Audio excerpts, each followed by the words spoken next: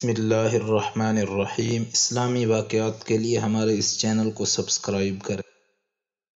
بعض روایات کے مطابق جو تحقیق کی روح سے مجموعی طور پر ثابت اور مستند ہیں، جب آپ کی عمر 12 برس اور تفصیلی قول کے مطابق 12 برس 2 مہینے 10 دن کی ہو گئی تو ابو طالب آپ کو ساتھ لے کر تجارت کے لیے ملک شام کے سفر پر نکلے اور بصرہ پہنچے۔ بصرہ ملک شام کا ایک مقام اور حوران کا مرکزی شہر ہے۔ اس وقت یہ جزیرۃ العرب کے رومی مقبوضات کا دارالحکومت تھا۔ اس شہر میں جرجیس نامی ایک راہب رہتا تھا جو بحیرہ کے لقب سے معروف تھا۔ جب قافلے نے وہاں پڑاؤ ڈالا تو یہ راہب اپنے گرجا سے نکل کر قافلے کے اندر آیا اور اس کی میزبانی کی، حالانکہ اس سے پہلے وہ کبھی نہیں نکلتا تھا۔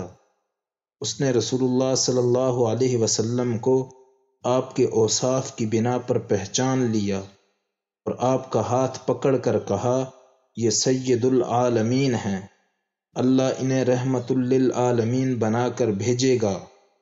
ابو طالب نے کہا، آپ کو یہ کیسے معلوم ہوا؟ اس نے کہا، تم لوگ جب گھاٹی کے اس جانب نمودار ہوئے تو کوئی درخت یا پتھر ایسا نہیں تھا جو سجدہ کے لیے جھک نہ گیا ہو، اور یہ چیزیں نبوت کے علاوہ کسی انسان کو سجدہ نہیں کرتی۔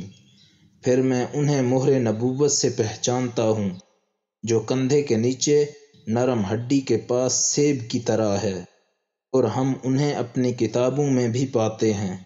اس کے بعد بحیرہ راہب نے ابو طالب سے کہا کہ انہیں واپس کر دو، ملک شام نہ لے جاؤ، کیونکہ یہود سے خطرہ ہے۔ اس پر ابو طالب نے بعض غلاموں کی معیت میں آپ کو مکہ واپس بھیج دیا۔